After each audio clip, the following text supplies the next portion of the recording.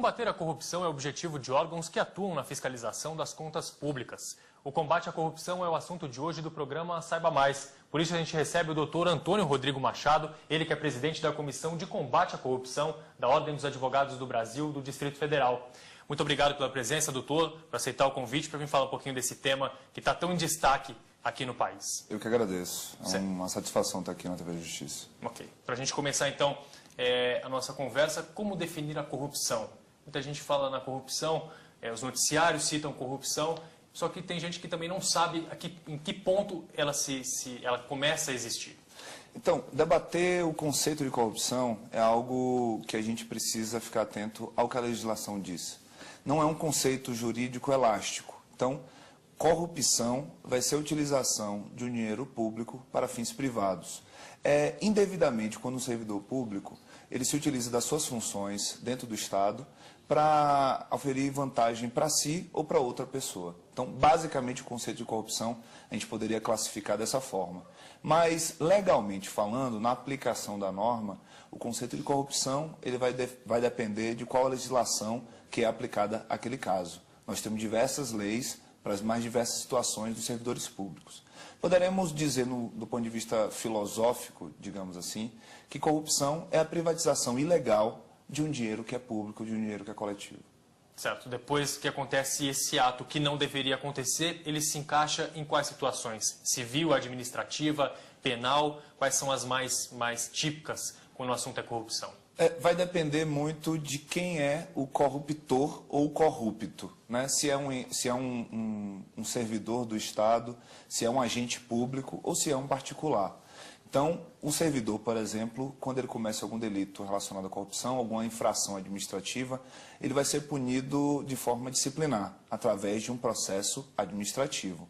Esse mesmo servidor também poderá responder civilmente por conta da lei de improbidade administrativa e penalmente se praticar dentro dessa infração administrativa algum delito definido no Código Penal como crime. Pode ser então nas três esferas? Pode. A depender da gravidade da situação, ele vai responder na esfera administrativa, através de um processo administrativo disciplinar, onde ele será garantida a ampla defesa, onde será garantido a ele o contraditório, civilmente também, através de uma decisão judicial, porque a lei de improbidade administrativa, ela segue o rito do processo civil, e as aplicações das suas sanções, elas são de natureza civil. E tem também o Código Penal, que ele vai ser julgado aí já na esfera criminal, que é uma esfera mais árdua, que pode chegar, inclusive, à pena de prisão. Certo. Existem leis que tratam desses assuntos. Quais são as principais e por que mesmo com elas ainda continuam acontecendo esses casos, doutor? A principal legislação, a principal norma, digamos assim, que rege a administração pública, que define os princípios da administração pública, é a Constituição Federal. De forma, aliás, dentro da hierarquia das normas, nós temos as leis infraconstitucionais que estão abaixo da Constituição e, portanto, elas definem questões mais específicas de combate à corrupção. Nós temos a lei dos crimes de responsabilidade, nós temos a lei de responsabilidade fiscal, nós temos os estatutos dos servidores públicos. Por exemplo, existe a lei 8.112, que rege os servidores públicos federais. Esses servidores públicos federais, dentro do seu estatuto, eles têm uma série de deveres, inclusive sanções relacionadas à corrupção, o combate à corrupção. Nós temos também a lei de responsabilidade fiscal, que delimita os gastos da administração pública. Nós temos a lei de improbidade administrativa, que define aí as sanções que serão aplicadas a quem comete dano contra o Estado, a quem se enriquece ilicitamente e quem ofende os princípios da administração pública. Nós temos legislações novas, inclusive, aqui define os conflitos de interesse dentro dos servidores públicos federais. Nós temos uma legislação muito moderna, que é a Lei Anticorrupção, ou Lei de Combate à Corrupção das Pessoas Jurídicas. Era até isso que eu ia questionar o senhor. Trouxe inovações? O que a gente pode destacar sobre a Lei Anticorrupção, que já está vigorando e atuando no sentido de evitar esse tipo de ato ilícito? A lei anticorrupção, ou a lei de combate à corrupção, ou a lei de improbidade das pessoas jurídicas, é uma lei, a lei 12.846, essa é uma lei de 2013. É uma lei bastante recente.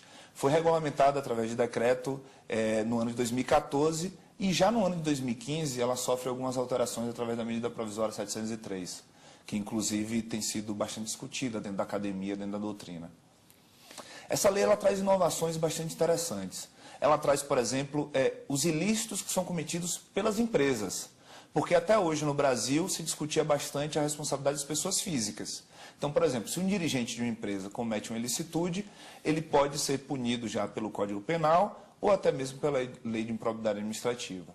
No caso das empresas, esse regramento não existia. Então, a Lei Anticorrupção ou a Lei de Combate à Corrupção das Pessoas Jurídicas, ela traz diversos tipos de ilicitudes que são cometidas pelas empresas e, inclusive, essas ilicitudes, a empresa será responsabilizada de forma objetiva. O que significa isso? Independente de demonstrar que algum dirigente seu, aliás, que a empresa agiu com culpa ou com dolo, a empresa será responsabilizada por um dano, por um ilícito que tenha sido cometido por um dos seus representantes. A empresa vai ter que se responsabilizar por isso, independente de ter agido diretamente com a intenção de cometer aquele ilícito. Certo. Então, a responsabilidade objetiva, eu diria que é uma das grandes novidades. Existe o processo agora, através da legislação, o processo administrativo de responsabilização dessas pessoas jurídicas, além do processo judicial, em que ela terá outras sanções.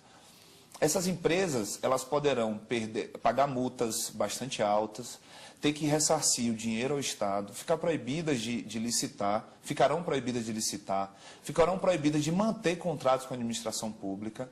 Elas poderão, inclusive, através de decisão judicial, com base ainda na lei anticorrupção, elas serem destituídas, se demonstrar que aquela empresa existia única e exclusivamente para o cometimento de crimes. São as empresas laranjas, por exemplo. Tem duas inovações que eu acho que são bastante interessantes. O acordo de leniência é uma dessas inovações que eu considero muito importantes para o combate à corrupção. Correto. O acordo de leniência é uma espécie de delação premiada para a pessoa jurídica. Para a pessoa jurídica. Então, por exemplo, uma empresa que descobre que houve o cometimento de um ilícito praticado por um dirigente seu, essa empresa pode buscar os órgãos de controle, os órgãos de fiscalização, especificamente a controladoria a qual aquela empresa está vinculada, a qual o ilícito foi cometido. Então, a controladoria de um determinado estado, a controladoria de um determinado município, no caso da União, a Controladoria Geral da União, a CGU. A empresa busca a controladoria e ela vai explicitar quais foram os ilícitos cometidos, qual foi o crime, qual foi o delito qual o ato de corrupção que foi cometido ali, e ela vai ter algumas benesses para que seja apurado, mas ela vai ter que se comprometer a prestar todas as informações, apresentar todos os documentos, e a administração vai ter que compreender que aquilo ali é interessante para a investigação do fato de corrupção, e automaticamente a punição a ela já não vai ser tão grande como seria se a fiscalização tivesse descoberto sem a participação dela, e isso vai ter uma vantagem para a empresa e uma vantagem para os órgãos de controle. Uma segunda inovação que eu considero a melhor inovação da lei anticorrupção é lembrar que o combate à corrupção não é apenas uma tarefa do Estado, da administração, é também das empresas. E aí vem os chamados programas de integridade, ou o sistema de compliance, que é quando a empresa estabelece um regramento interno que vai estabelecer mecanismos de auditoria, de fiscalização, de denúncia internamente, para que ela possa coibir atos de corrupção praticados pelos seus empregados, pelos seus executivos, pelos seus administradores. Então, o sistema de compliance é algo que coloca também para o particular, no caso para a empresa, a responsabilidade do combate à corrupção. Então, isso é algo importante, primordialmente, em termos de cultura. Quais são os órgãos responsáveis por isso, responsáveis por fiscalizar as contas públicas? Nós temos dois tipos de controle, o controle interno e o controle externo. O controle interno é muito fácil da gente compreender, é o controle feito pelo próprio governo, pela própria administração pública. Então, são os órgãos de controladoria, os órgãos de auditoria. Então, esses órgãos, eles fazem o controle dos seus próprios atos. Nós temos também o controle externo. O controle externo aí vai ficar a cargo da Polícia Federal, em âmbito federal, né? Da Polícia Federal, em âmbito estadual, da Polícia Civil. Nós temos os Ministérios Públicos, em âmbito federal, o MPF, e nos estados, os Ministérios Públicos Estaduais. Nós temos também um órgão que fiscaliza a questão das transações financeiras, que é o COAF. Nós temos os Tribunais de Contas. Aqui nós temos, em Brasília, o órgão que comanda todas as contas, que fiscaliza todas as contas federais, que é o Tribunal de Contas da União. Então, são diversos os órgãos. Eu citaria esses 5 principais órgãos aí. A CGU, o Ministério Público Federal, a Polícia Federal, o COAF e o TCU como os principais órgãos que fiscalizam as contas em âmbito federal. Por que continua acontecendo? Leis a gente sabe que tem, órgãos para fiscalizar também tem, mas ainda há essa questão da corrupção aqui no país, que é o assunto, né, grande assunto do momento. Nós temos uma história, que é uma história de pessoas, de grupos que se locupletaram do dinheiro público. Desde o Império até hoje, nós temos os reis, os coronéis, que através das suas esferas de poder tentam levar para si, tentam privatizar esse dinheiro que é coletivo. Então, desde práticas coronelistas, clientelistas, até hoje, ainda é da nossa cultura esse tipo de delito. Então, o que nós precisamos fazer para a mudança da cultura, nós precisamos aprimorar o nosso sistema de combate à corrupção através de medidas que também não sejam ilícitas, através de medidas que garantam ao cidadão uma participação na vida pública, mas que esse cidadão seja fiscalizado de forma correta, com base nos ditames constitucionais, para que ele não cometa ilícitos e que esse dinheiro seja direcionado para aquilo que de fato importa à administração, que são as políticas públicas, que é o serviço público. Então, praticar a fiscalização, eu diria que é algo que vai ser para sempre. Sempre nós teremos o risco de ilicitudes, de crimes que sejam cometidos contra o Estado. Então, o nosso papel é aprimorar nosso sistema e garantir que a fiscalização seja feita da forma mais eficiente possível. Que fica fácil a gente detectar que os prejuízos são imensos em vários setores, né, doutor? Olha, no nosso país, eu diria que nós temos grandes problemas. A desigualdade social é algo gritante dentro da nossa sociedade. Nós temos uma cultura hoje de violência que nós percebemos que diversos índices econômicos até melhoraram no nosso país, mas os índices de violência só cresceram. Somado a esses dois grandes problemas que nós temos, nós vivenciamos um país com baixa escolaridade, um país que não tem sistema de saneamento público de qualidade, boa parte das casas ainda convive com esgoto a céu aberto. Nós temos diversos crimes ambientais. Por exemplo, a gente acaba de perceber o maior crime ambiental da história do Brasil. Esse também é um grande problema, um problema relevante da nossa sociedade. Só que quando a gente não tem escola de qualidade, saúde de qualidade, nós não temos, nossos presídios são depósitos de lixo, não são lugares para seres humanos, acaba que a gente tem uma fábrica de crime. Então, a série de problemas que nós temos na prestação de serviços públicos, ela é agravada por um grande mal, que se chama corrupção. Ao lado da corrupção existe a má gestão dos recursos públicos. Então, assim, a corrupção se torna, diante da escassez de dinheiro para a promoção de saúde, de educação, de saneamento básico, de uma política de reeducação das pessoas que cometem crimes, de diversas questões que a população, que os cidadãos, eles precisam no dia a dia, retirar esse dinheiro que é coletivo, retirar esse dinheiro que é público, é uma excrescência, é um absurdo. E isso precisa ser combatido das mais diversas formas, seja através da fiscalização do cidadão, né? O cidadão ele tem o poder de ir até um site da sua prefeitura, de ir até o site do seu governo e verificar qual foi o dinheiro que foi gasto na construção daquela escola, qual foi o dinheiro que está sendo implementado na construção daquela praça.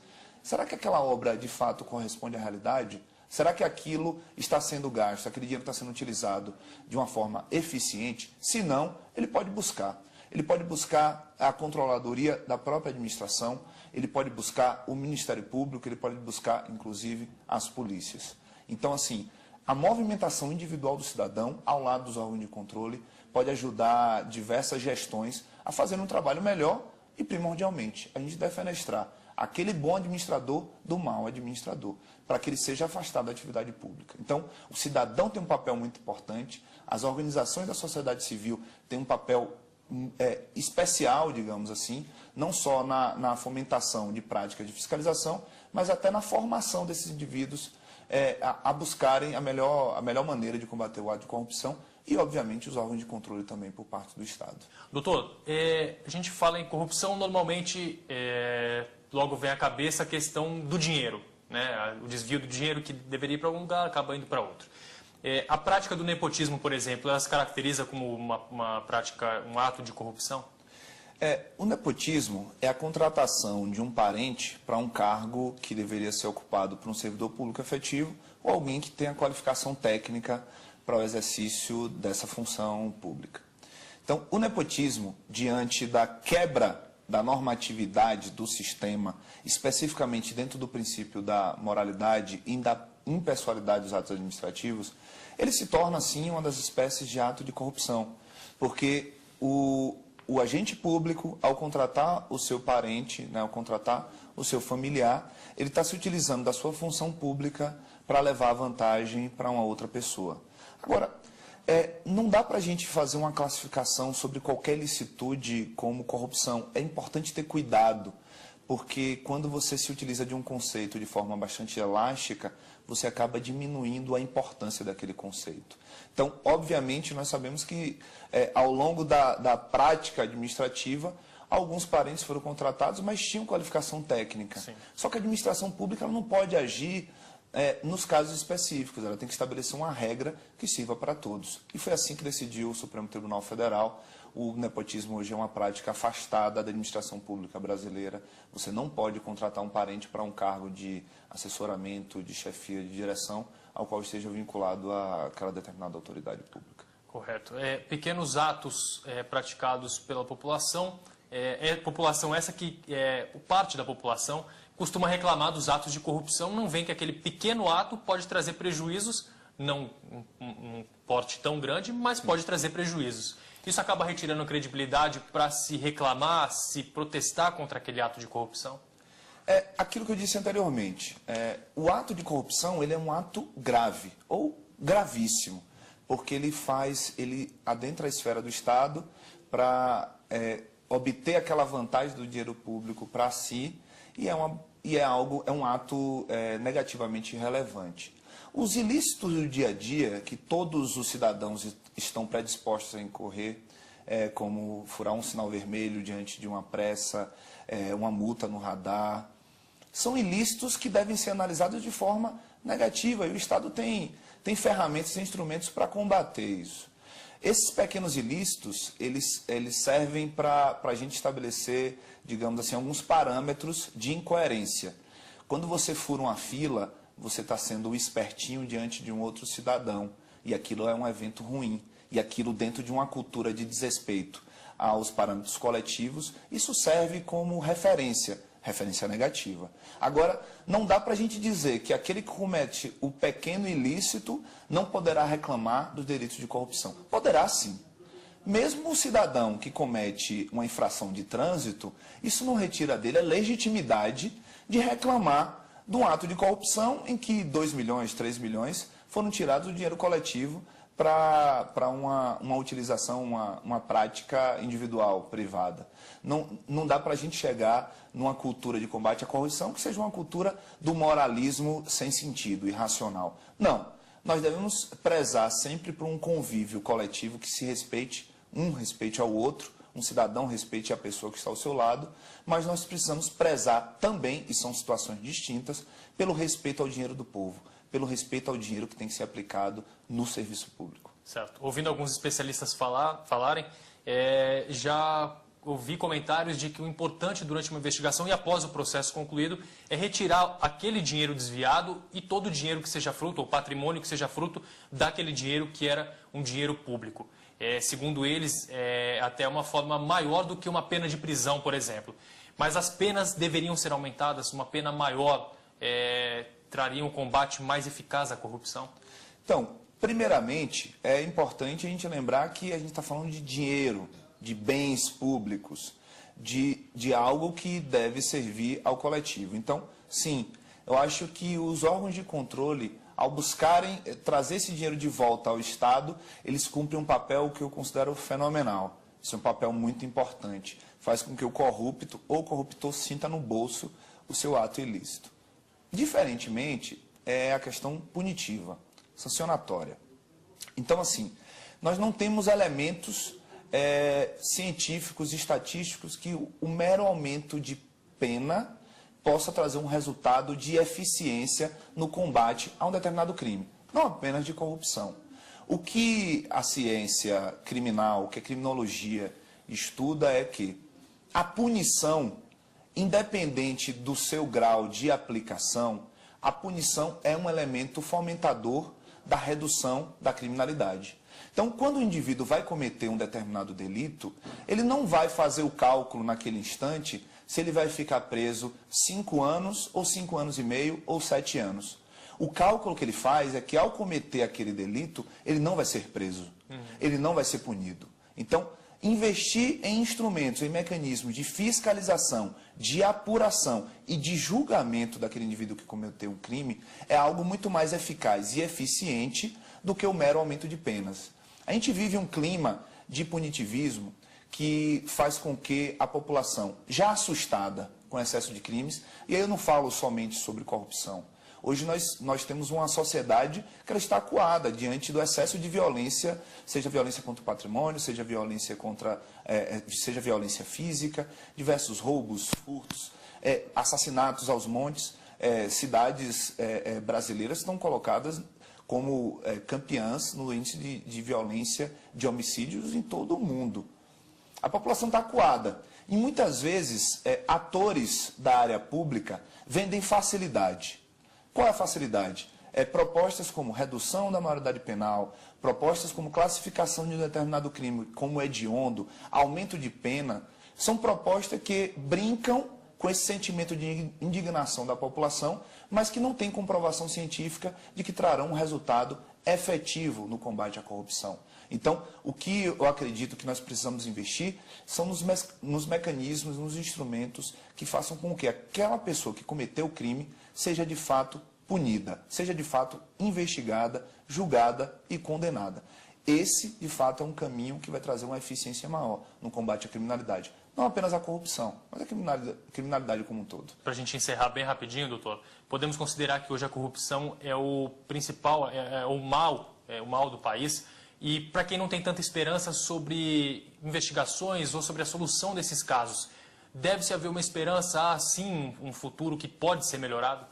Como disse anteriormente, eu acho que hoje o grande problema do nosso país é a desigualdade social. E os que estão na faixa de baixo da pirâmide econômica, eles não têm acesso ao serviço público de qualidade. Então, nesse termo, dentro dessa linha, a corrupção ao tirar dinheiro que deve ser aplicado ao povo brasileiro, ela é um grande mal, sim, e precisa ser condenado e precisa ser combatido.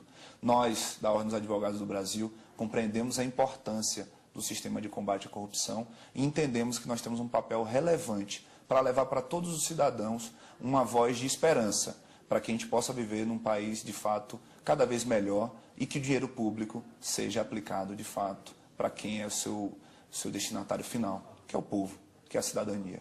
É o que todos nós esperamos, né, doutor? Esperamos e faremos de tudo para que isso seja efetivado. Então, o combate à corrupção é medida que deve ser trilhada por todos aqueles que respeitam o povo brasileiro, que respeitam a nossa nação. E isso é uma tarefa da TV Justiça, da Ordem dos Advogados do Brasil, de todos os órgãos de controle e especificamente do cidadão. O cidadão, que é o destinatário final dessa política pública, das políticas públicas, deve também ser o protagonista do combate a esse mal que assola as administrações públicas, os governos no Brasil. Tá certo. Muito obrigado pela participação, por aceitar o convite de vir falar um pouquinho sobre o combate à corrupção aqui no Saiba Mais. Obrigado, doutor. Eu que agradeço. É um imenso prazer estar aqui novamente.